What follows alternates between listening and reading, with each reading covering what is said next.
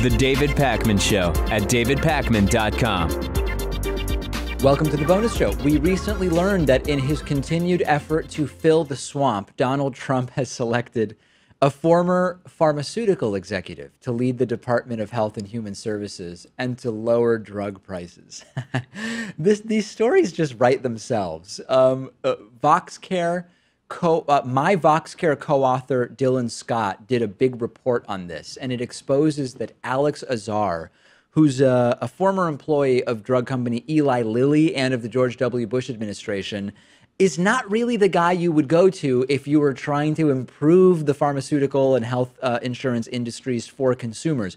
If you wanted to try to make the businesses even more profitable for the companies, this might be the guy that you would go to. But this is not the guy that you would go to if you're trying to lower drug prices. And it's so silly. Trump has, I guess sporadically is the word, been against high drug prices, except that even though he campaigned on lowering drug prices by negotiating and doing all this other stuff, right after being elected, he met with the big pharmaceutical lobbyists and CEOs, and he came out of that meeting, and all of a sudden the whole let's negotiate in order to lower drug prices thing went away completely. And the idea that by putting Alex Azar in charge of HHS, you're actually going to reduce drug prices, does anyone believe that that's going to happen? Yeah, I remember after Trump got elected, we thought of all these silver linings, like, Yeah. you know, maybe he'll be good on trade deal reform Sure. or government ethics reform. We thought this could possibly be some good that comes out of the Trump administration. Yeah. And lowering drug prices was perhaps one of them. Maybe. Not anymore, I guess. It's not going to happen. And, you know, the truth is, it's not really true that there's this appetite in the Trump administration to lower drug prices. Like, how would they benefit from that? And it's antithetical to the Republican Party, too. Even some in the Democratic Party are against it. Free market. And it's just not a part of the Republican vision for healthcare. They will, even in talking about repealing Obamacare and replacing it with whatever their thing is going to be, you will sometimes get them kind of dancing around the idea of working to make drug prices more affordable. But more affordable is different than lowering drug prices. More affordable can mean different things, including just reimbursing the pharmaceutical companies more from insurance companies paid for by you paying higher premiums, right? There's a way to, on paper, make the end user drug costs lower without getting into the pockets or emptying the pockets of the pharma companies. And Republicans just don't really care about this. That's the bottom line. Remember that bill, though, a few months back that would have allowed us to import Canadian drugs at cheaper prices? I think it was like Ted Cruz and Rand Paul who voted in favor of it. Yeah. But there were like corporate Democrats like Cory Booker who got in the way. So, you know, maybe there's some signs in the Republican Party, but they're few and far between. Do you remember what Cory Booker's reasoning was for opposing that? He didn't trust Canadian safety standards. Oh, like and that our FDA is so much more superior than them. His opinion of their equivalent of the FDA was not particularly high, I guess, or whatever. Wow, yeah, that's right. That is what it was. So anyway, if you're waiting for those pharmaceutical costs to go down, and for many people, this isn't just a funny political game. It's sort of like, can I afford the medication I need to stay alive, right? This is a big deal.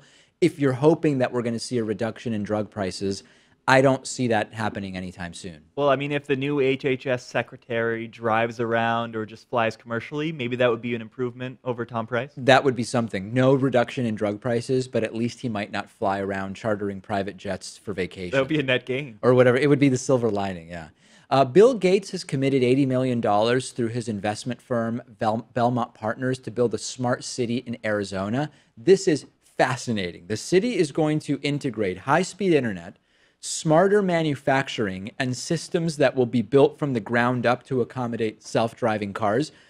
Very quickly on the self-driving car thing, one of the big concerns about integrating self-driving cars into our existing system of roads is that the system of roads was designed for cars. In Boston, it was actually designed for horses and then paved over, which is why you might be trying to get off on Atlantic Avenue and end up in Cambridge, but that's a story for a different day. But generally speaking, it was not developed, our road system was not developed for autonomous vehicles. Bill Gates' idea is let's build a city from the ground up based on the best technologies we have now, which include the possibility of self-driving cars. So he bought almost 25,000 acres of land in southwestern Arizona, and he is going to try to get, through Belmont Partners, this project built. I guess it's a city. It's going to be a community, maybe a town. Well, It's gonna 80,000 have residents. 8,000 residents. 80. 80,000. Yeah. Okay, so a city slash very large, small city, large town. I don't know what to call it. Offices, stores, schools, homes, and it's going to be known as Belmont, Arizona. I really find this idea interesting. And I know that America has a long history of these planned developments really not going well. Like the home of suburbia is outside of Chicago. That's where some of these first planned communities, where every house is the same, subdivisions, all of that stuff. And in a lot of ways, as we spoke about earlier this week, in fact, Yes. in our interview on Monday, suburbia has failed us in a lot of ways. But now that we know about those failings, I think that this is an idea to try the planned community again, using everything we now know about social science and behavioral science and using the latest technology. I think this is cool. I think you kind of have to start from scratch, too, if you're Yeah. going to do something like this. I mean, you take a city like Boston, as you mentioned, and because it was designed before the advent of the car, and actually the streets were specifically made to be confusing Yeah. as a way to reroute the British, it's just not applicable to what we have today. And I we completely try agree. to integrate self-driving cars, it's going to be a lot harder. If you have ever seen, well, anyway, it doesn't matter. We don't need to go into Boston material necessarily with people right now, but it's bad. It's really, really bad here. Yeah, I think that if the move is going to be towards the small city, where are those small cities going to come from? Either they're going to be brand new communities placed in the middle of nowhere, as is only possible in some parts of the country, or it is going to be taking towns and expanding them, but expanding them thoughtfully. I don't know how you take a large city and break it down into small cities. So I think that this is an interesting approach. And I think this is going to be less than an hour's drive from Phoenix, too. So, Oh, okay. it is a suburb, but you want still to have some access to a city, I Yeah, think. it If can you put it in be- the middle of Wyoming, no one's going to move there. It can be a self-contained city, but still function as the bedroom community for some other larger city or something like that. Maybe this will be the new home of former producer Lewis. I mean, maybe so. Arizona gets pretty hot, and it's a dry heat. We were recently in Arizona for a wedding, and I said, or I don't know if I said, but someone said, "Why not move here?" And he said, "I don't do deserts. I need to be near water."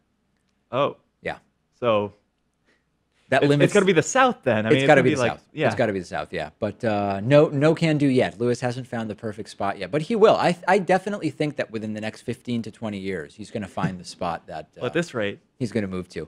Okay, Barbie dolls. I never played with dolls as a kid. Not that there's anything wrong with that. I mean, many boys play with dolls, but I was aware of Barbie. Barbie was like the one doll that I knew existed, and you would have the commercials. You could get Barbie and Ken and the latest convertible, pink convertible, or whatever the case might be. And over time, Barbie has introduced new Barbie lines, including fashionista Barbies that can come in sort of different body types, I guess is what I'm trying to say.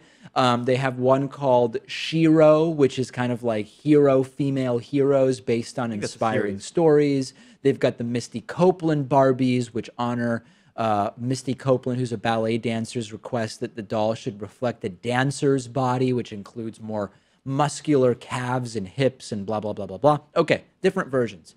They now are going to make, and a plus-size Barbie. There's also a plus-size Barbie. Yeah. There is now going to be a Barbie series that is a Muslim Barbie that has a hijab.